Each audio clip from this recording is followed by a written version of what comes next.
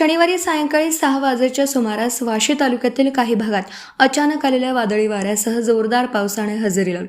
अवघ्या काही मिनिटात आलेल्या या वादळाने तालुक्यात दसमेगाव, दळवेवाडी, पिंपळगाव, झन्नर, घोडकी, सारोळा, गोजवडा, मांडवा, इंदापूर आदी गावात दानादान उडवून दिली.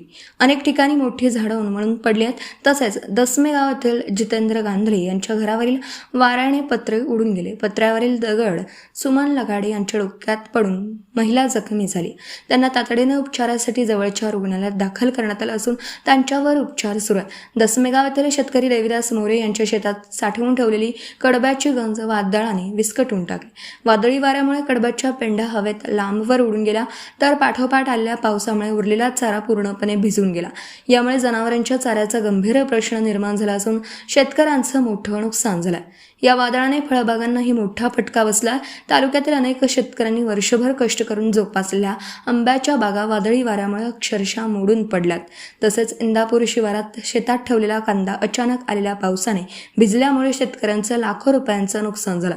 तोंडाशी आलेला घास हिरावला गेल्याने शेतकरी वर्ग पूर्णपणे हवालदिल झाला.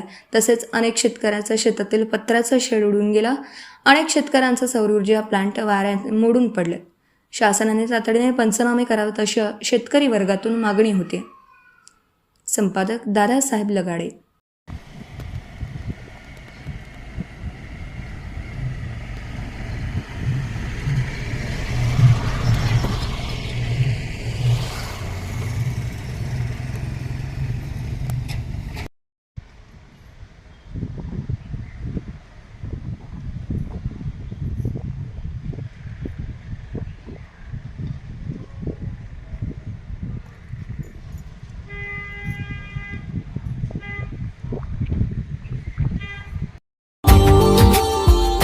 Subscribe now and press the bell icon.